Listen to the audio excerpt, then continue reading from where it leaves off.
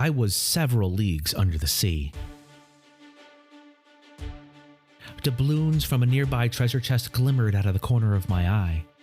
A mermaid sang a beautiful ballad about fried scallops. A pirate held a plastic sword to my throat to shake me down for a generous tip. I wasn't having another vivid paint fume hallucination. This was real.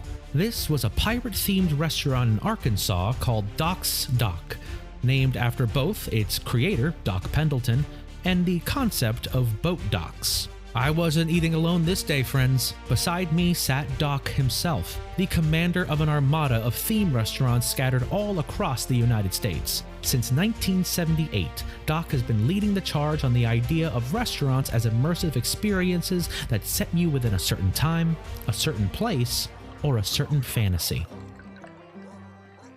Too many people in this business want to elevate the food. I always wanted to elevate the experience. Your restaurant serves a plate of fish, so what? Mine's got a mermaid with big tits singing shanties about our daily specials. I win. Doc considers himself more than a restaurateur. He calls himself a restaurant auteur, each establishment a bespoke artistic expression that evolves in complexity with each new iteration. Hi, I'm Brian Gutierrez, and this week on the feed, I visit Doc Pendleton's latest and most ambitious theme restaurant to date, an eatery set in a fictional land he created for a 14-book epic fantasy series that he started writing in early 1978 and abandoned in early 1978. Welcome to the land of plethora, where the drinks are stiff, the meat is juicy, and there's some kind of race war between elves and orcs, or something. I don't know. Doc started planning the Plethora Song series just after he graduated college. In a frantic 3-month burst that he admits was fueled by cocaine and a wild passion to prove that J.R.R. Tolkien was a hack, Doc Pendleton wrote hundreds of pages of Plethorian lore, from ancient battles set thousands of years before the events of his books to detailed descriptions of plant life he never intended to mention in the novels. He even loosely planned the arc of the massive series. It would have chronicled the rise of its main character, Doc Swordsman, from peasant to Lord Empyrean of the Grand Plethorian Cosmic Empire. When it finally came to start writing, he found himself too intimidated by the mountain of lore he had created to even know where to begin. I drifted up Lore Creek without a paddle. Came up with all this shit about wizards and fantasy racism and multi-dimensional space orgies. Bunch of horse shit that was too dense for even me to figure out. Bound it all up and threw it in a box. He found a job at an Italian restaurant. He started as a waiter, was promoted to manager, and eventually, thanks to a slip-and-fall lawsuit that paid out handsomely, owner. Soon, a restaurant known for its spaghetti was better known for its eye-patch-clad waiters who said, "Are you ready for dessert?" His love of fantasy settings set him on the path of themed restaurant dominance. But Doc eventually found himself in a creative rut several restaurants later. He'd done a pirate-themed restaurant, a restaurant set on a space station that served freeze-dried meals, an Area 51-themed restaurant in Michigan for some reason. But he knew his creative well had truly run dry when something happened to one of his restaurants that had never happened before. It failed.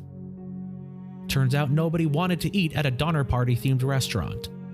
People eating sushi off of naked ladies was big at the time. I figured, what if we made it look like you were eating the ladies? Nobody liked that. Doc considered retirement. Until, one day, while trying to shoot a rat in his garage, he stumbled upon the over 900 pages of exhaustive lore he had created for his epic fantasy book series set in the magical lands of Plethora. He had an epiphany as he flipped through the yellowed pages. The story of Plethora could not be properly told within books. The magical high fantasy world was always destined to be a 3-story theme restaurant in San Antonio. It's called Leonia's Tavern, named after the Plethorian goddess of peace and lunch. I was lucky enough to have a meal and a chat with Doc a couple of months after its grand opening.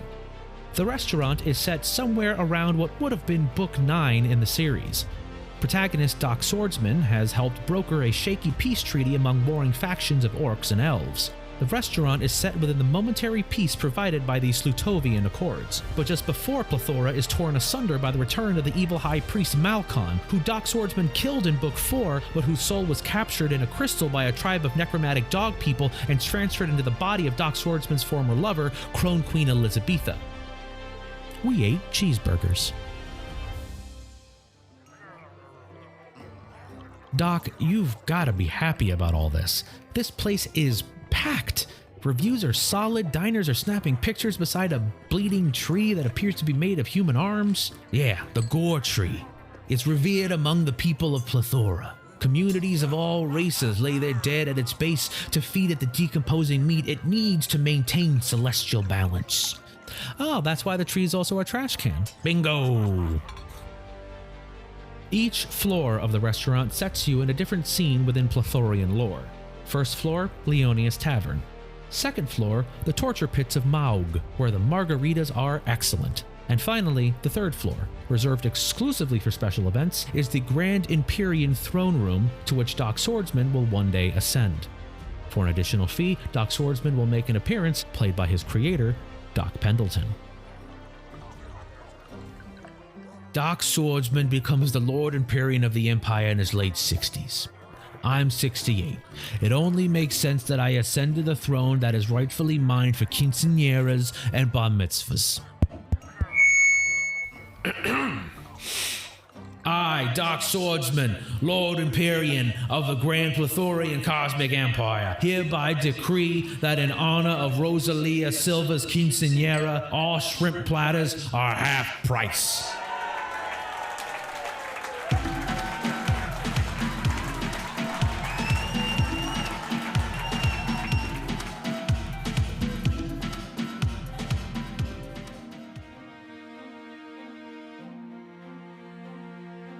They say when life hands you lemons, make lemonade. Doc Pendleton was handed a lemon and turned it into a restaurant where every Friday and Saturday at 9 p.m., waiters dressed like elves and orcs reenact the Battle of Kalamath 5, then break out into a rendition of Why Can't We Be Friends? Doc is an inspiration to us all. Next week on the feed, I'm pairing up with a professional slapper from Dana White's Power Slap League to find out if you really can slap the taste buds out of somebody's mouth. The answer is no, but if you get slapped hard enough, people will put all sorts of stuff into your dizzy head and you won't even notice. See you then.